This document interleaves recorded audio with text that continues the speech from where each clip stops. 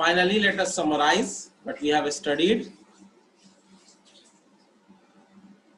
तो हमारे पास इलिप्स की जो इक्वेशन आती है वो क्या आती है और फोकस क्या होता है।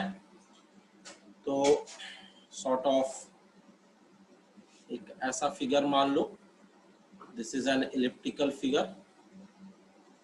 तो ये एक हमारे पास इलिप्स आ गया। इस इलिप्स का वर्टिसेस होता है ए और A dash, which is a, 0 and minus a, 0. These are the vertices of the ellipse. जैसे पैराबोला में एक वर्टेक्स होता था, and there is a directrix here whose equation is x is equal to a by e, and there is a focus here whose coordinate is a, 0, and what is e is the eccentricity of the ellipse. Symmetry से एक focus यहां पर भी होता है जिसको S dash कहेंगे, that will be minus ए, 0, और सिमेट्री से एक डायरेक्ट्रिक्स यहां पे भी होता है, इसकी इक्वेशन होगी x is equal to minus a by. तो अगर हम ये वाला फोकस लेते हैं एस डैश और ये वाला डायरेक्ट्रिक्स लेते हैं तो ए डैश उसको इंटरनली डिवाइड करेगा और ए एक्सटर्नली करेगा।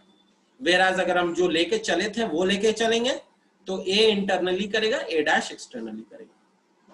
जैसे सन जो होता है जिसके अबाउट अर्थ रोटेट करती है, वो सर्कल पे तो करती नहीं, सबको पता है। Earth rotates in an elliptical orbit around the sun, where sun is one of the foci. Sun कहां पे होता है? एक फोकस पे होता है, दूसरे फोकस पे कुछ नहीं होता है।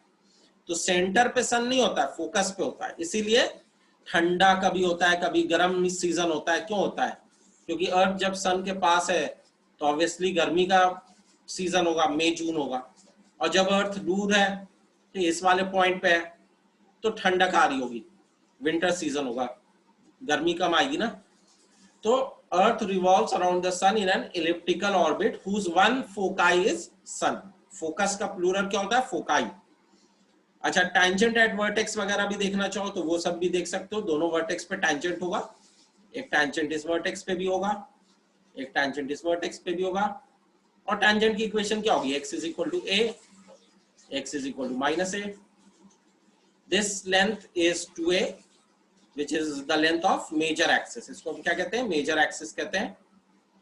और अगर हम y एक्सिस के अलॉन्ग देखें तो 0, b और 0, b, ये दोनों y एक्सिस के अलॉन्ग जहां पे कट कर रहा है तो इसको हम कहते हैं 2b लेंथ है, and this is minor axis.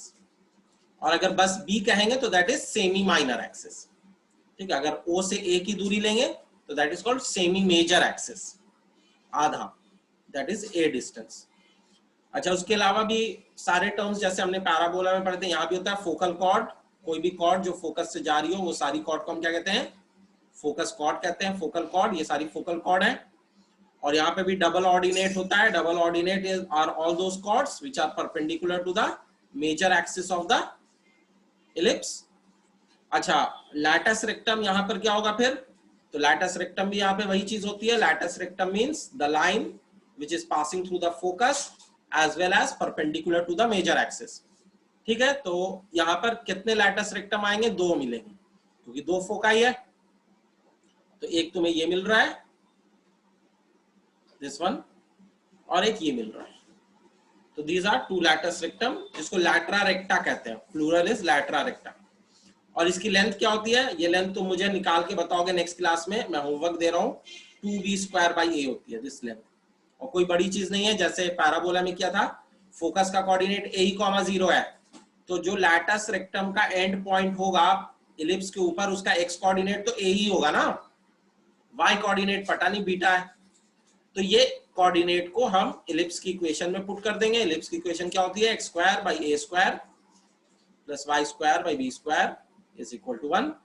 x की जगह a ही पुट करेंगे, y की जगह बीटा, उससे बीटा निकाल लेना।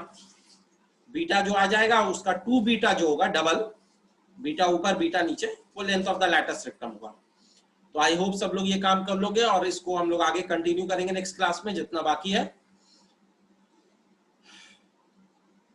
Right this down.